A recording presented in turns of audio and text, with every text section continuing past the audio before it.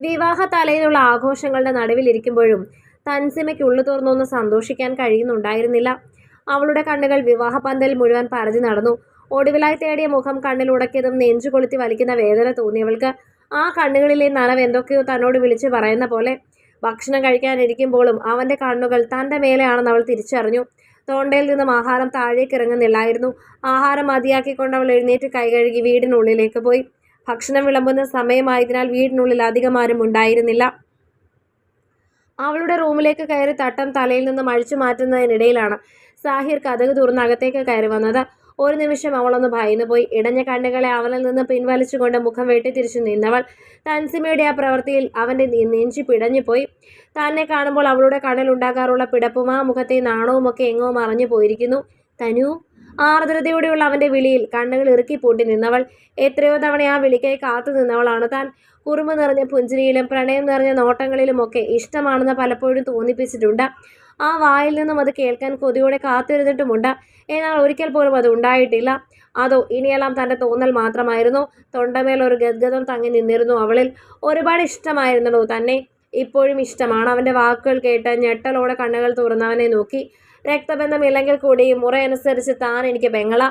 അതുകൊണ്ട് തന്നെയാണ് ഉള്ളിൽ തോന്നിയ ഇഷ്ടത്തെ ആരോടും പറയാൻ കഴിയാതെ പോയത്. ചെയ്യുന്നത് തെറ്റായി പോകുമോ എന്ന ചിന്തയാണ് എല്ലാം തുറന്ന് പറയുന്നതിൽ നിന്ന് എന്നെ പുറകോട്ട് വലിച്ചത്. പക്ഷെ ഒരിക്കലും എനിക്ക് തന്നെ പെങ്ങളായി കാണാൻ പറ്റില്ല. അതേപോലെ തന്നെ മറക്കാനും കഴിയില്ല. അത്രയും ഇഷ്ടമായിരുന്നുണ്ടോ? പറഞ്ഞ ശേഷം നിറകണ്ണുകളോട് ഇറങ്ങിപ്പോകുന്നവനെ നീറുന്ന മനസ്സോടെ അവൾ നോക്കി നിന്നു. വാതിൽ ചേർത്തടച്ച ശേഷം ബെഡിലേക്ക് വീണുകൊണ്ട് തലേണയിൽ മുഖം അമർത്തി കരഞ്ഞവൾ. അവനും തന്നെ ഉള്ളത് അറിയേണ്ടിയിരുന്നില്ലെന്ന് തോന്നിപ്പോയവൾക്ക്. ഇതുവരെ അവനോട് ദേഷ്യവും വാശിയും മാത്രമായിരുന്നു. എന്നാൽ അവൻ്റെ തുറന്നു പറച്ചിൽ അവളെ ആകെ തളർത്തി കളഞ്ഞിരുന്നു. അവൻ്റെ ഓർമ്മകൾ അവളെ കുത്തിമുറിവേൽപ്പിച്ചുകൊണ്ടിരുന്നു. വാതിൽ ആരോ മുട്ടുന്ന കേട്ടവൾ തിടുക്കപ്പെട്ട് എഴുന്നേറ്റുകൊണ്ട് മുഖമൊന്ന് അമർത്തി തുടച്ച ശേഷം വാതിൽ തുറന്നു. ക്ഷീണമുണ്ടോ തനു? അകത്തേക്ക് കയറിക്കൊണ്ട് ഉമ്മ ചോദിക്കുമ്പോൾ മറുപടിയായി അവളൊരു മങ്ങിയ ചിരി നൽകി. ഹന്നുമോൾ നിനക്കൊപ്പം കിടക്കും, അതോ ഉമ്മി കിടക്കണോ? നാളെ നേരത്തെ എഴുന്നേൽക്കാനുള്ളതല്ലേ? ആരും വേണ്ട ഉമ്മി, ഞാൻ തനിച്ച് കിടന്നോട്ടെ. ഇന്നൂടിയല്ലേ എനിക്കതൊക്കെ കഴിയൂ. നിസ്സഹായതയോടെ അവളുടെ ചോദ്യത്തിന് എന്ത് പറയണമെന്ന് അറിയാതെ നിന്നു. മനസ്സ് തുറന്നൊന്ന് കരയണമെന്നും അതാരും കൂടെ വേണ്ടെന്നും തോന്നിപ്പോയവൾക്ക്. ഉമ്മി പോയി കിടന്നോ? ഒരുപാട് ഓടി നടന്നതല്ലേ ഇന്ന്? കരുതലോടെ പറയുന്നവളെ ചേർത്ത് പിടിച്ചൊന്ന് ഉമ്മ വെച്ച ശേഷം റൂമിന് പുറത്തേക്ക് ഇറങ്ങിയവർ. ഡോർ ലോക്ക് ചെയ്ത ശേഷം അവൾ വീണ്ടും ബെഡിലേക്ക് കിടന്നു. കണ്ണുനീർ അവളെ പൊള്ളിച്ചൊഴുകി ഇറങ്ങി. ബുദ്ധിയുറച്ച കാലം തൊട്ട് ഉള്ളിൽ കടന്നുകൂടി ഇഷ്ടമായിരുന്നു സാഹിറിനോട്. അവൾ വളർന്നതിനനുസരിച്ച് അവനോടുള്ള ഇഷ്ടവും വളർന്നുകൊണ്ടിരുന്നു.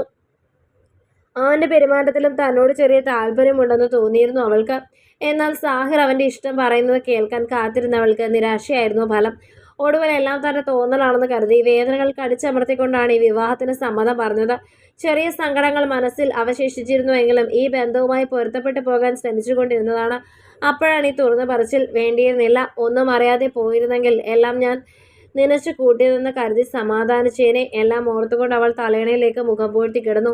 രാവിലെ ഡോറിൽ തട്ടിക്കൊണ്ടുള്ള ഉമ്മയുടെ വിളി കേട്ടാണ് തനു കണ്ണുകൾ തുറന്നത്. തലയ്ക്കൊക്കെ വല്ലാത്ത ഭാരം പോലെ തോന്നിയവൾക്ക്. ഇന്നലെ സാഹിർ പറഞ്ഞതൊക്കെ ഓർക്കുമ്പോൾ അടിവയറ്റിൽ നിന്നൊരു ആന്തലുണ്ടായി.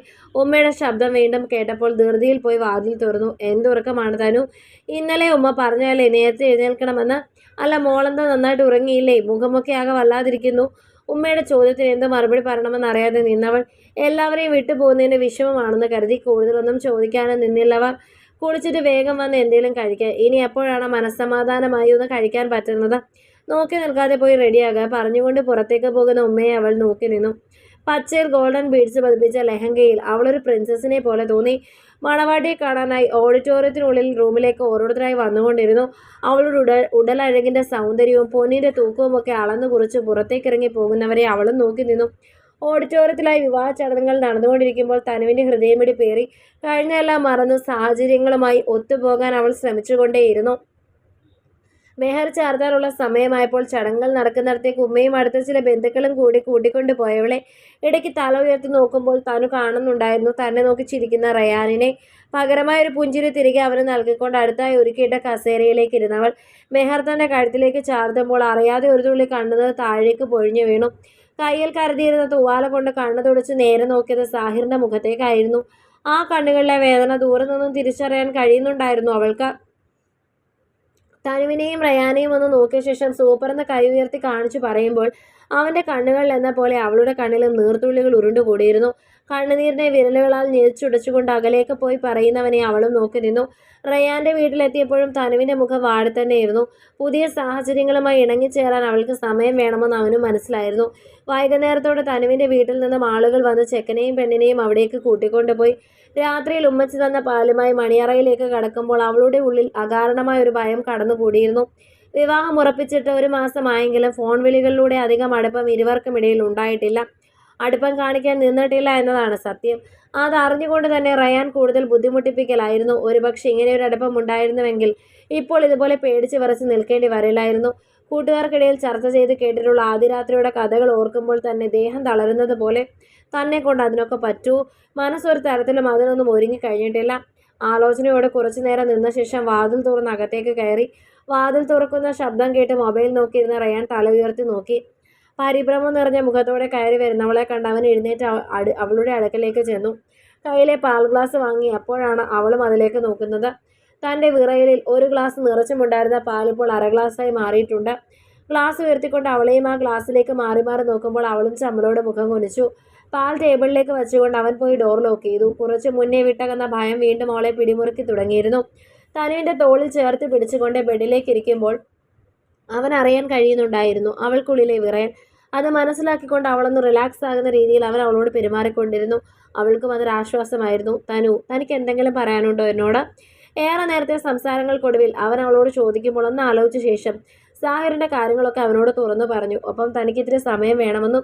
എല്ലാം കേട്ട് മിണ്ടാതിരിക്കുന്നവനെ കണ്ടപ്പോൾ അവൾക്ക് പേടി തോന്നി.